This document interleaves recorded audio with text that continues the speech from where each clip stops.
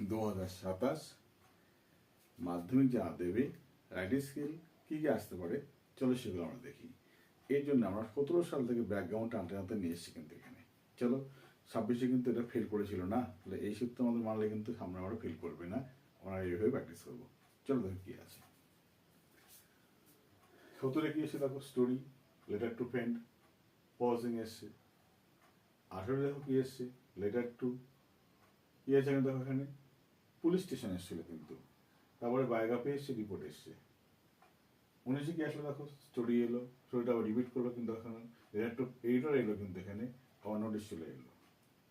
20 কি দেখো, 20 রিপোর্ট এলো, লেটার টু ফ্রেন্ড এলো, আবার কি প্যারাগ্রাফ চলে এলো কিন্তু এখানে। প্যারাগ্রাফটা এখানে নতুন দেখো, এর মধ্যে প্যারাগ্রাফটা ঢুকে গেল কিন্তু। আর এগুলো তো পরীক্ষা হয়নি, তাহলে 22-এ কি দেখি, 22-এ দেখো নোটিশ এসছে, লেটার টু ফ্রেন্ড এসছে, স্টোরি এসছে।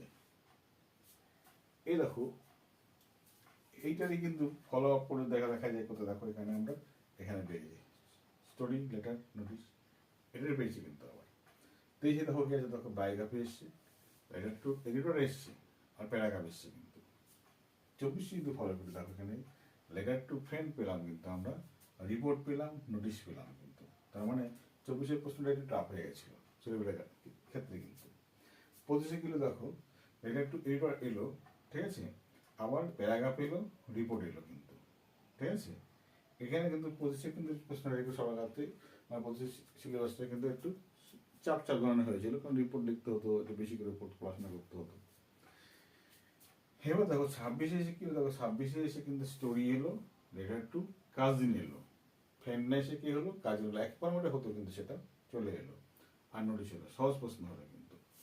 তো এই যে পর্যায়ক্রম যা এসছে, ব্যাকগ্রাউন্ড যদি দেখি আমরা, তাহলে 27-এ কি আসতে পারে, 27-এ আমরা বলতেই পারি এখানে কি রিপোর্ট আসবেই, আর প্যারাগ্রাফ আর প্রসেসিং এটা তো করবোই, প্রসেসিং আবার ইম্পর্টেন্ট ছিল আসেনি, তবে এবার আসবে প্রসেসিং, অথবা প্যারাগ্রাফ দিল, প্যারাগ্রাফ প্রসেসিং দিল না, বায়োগ্রাফি দিল, প্যারাগ্রাফ প্রসেসিং বায়োগ্রাফি, তিনটে কিন্তু কম্বিনেশনটা একই রকম হয়। সেই ক্ষেত্রে তিনটের মধ্যে কিন্তু তিনটে আমাকে ভালো করে প্র্যাকটিস করতে হবে, একটা আসবে।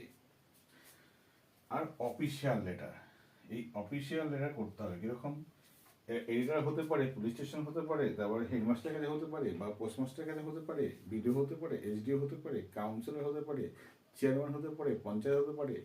তাহলে কি পড়বো আমরা এখানে, এখানে আমরা পড়বো গ্রাম পঞ্চায়েত প্রধানের কাছে চিঠি পড়বো, চেয়ারম্যানের কাছে চিঠি পড়বো, মিউনিসিপ্যাল কর্পোরেশনের কাছে চিঠি পড়বো, এডিটরের কাছে করবো, হেডমাস্টারের কাছে করবো, তারপরে তোমার করবো এখানে আমরা পোস্টমাস্টারের কাছে করবো, পুলিশ স্টেশনের কাছে করবো, এসডিএ করবো, বিডিও করবো, এগুলো করবো। এত কিছু করা সম্ভব না।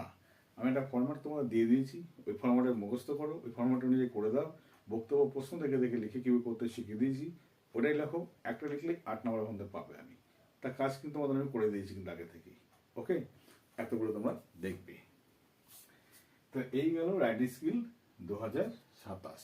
এই ছিল 27 সালের সাজেশন। তোমরা ভালোভাবে পড়াশোনা করো, বাবা কথা শোনো, মন দিয়ে পড়াশোনা, ফাঁকি থেকে একদম মারবে না, আশীর্বাদ রইল।